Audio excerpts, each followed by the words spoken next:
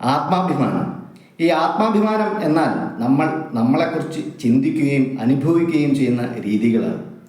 മുതിർന്നവർക്കും കുട്ടികൾക്കും മാനസിക ആരോഗ്യത്തിന് നല്ല ആത്മാഭിമാനം ആവശ്യമാണ്. നമ്മുടെ ആത്മാഭിമാനം ഉയർന്നു നിൽക്കുമ്പോൾ നമ്മൾ നമ്മളെക്കുറിച്ച് നല്ല രീതിയിൽ ചിന്തിക്കുകയും നമ്മുടെ ശക്തിയിലും ഗുണങ്ങളിലും വിശ്വസിക്കുകയും ചെയ്യും. നല്ല ആത്മാഭിമാനം എന്നാൽ എപ്പോഴും സന്തോഷവാനായിരിക്കുകയോ നല്ല ആത്മവിശ്വാസം ഉണ്ടായിരിക്കുകയോ മാത്രമല്ല. നമുക്കെല്ലാവർക്കും മോശം ദിവസവും നെഗറ്റീവ് ചിന്തകളും ഉണ്ടാവാറുണ്ട്.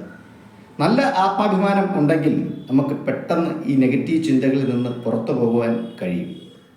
ഈ ആത്മാഭിമാനം കുറയാൻ കാരണം ചില മാതാപിതാക്കളിൽ നിന്നോ ചില അധ്യാപകരിൽ നിന്നോ ചില ഉദ്യോഗസ്ഥരിൽ നിന്നോ നെഗറ്റീവ് പ്രതികരണങ്ങൾ ഉണ്ടാകുമ്പോൾ, നമ്മുടെ വേണ്ടപ്പെട്ടവരിൽ നിന്നുള്ള നിരന്തരം വിമർശനം, അല്ലെങ്കിൽ മണ്ടൻ, വൃത്തികെട്ടവൻ, ജീവിതത്തിൽ വിജയിക്കാത്തവൻ എന്നൊക്കെ കേൾക്കുമ്പോൾ ഒരു വ്യക്തിയുടെ ആത്മാഭിമാനം തകരും.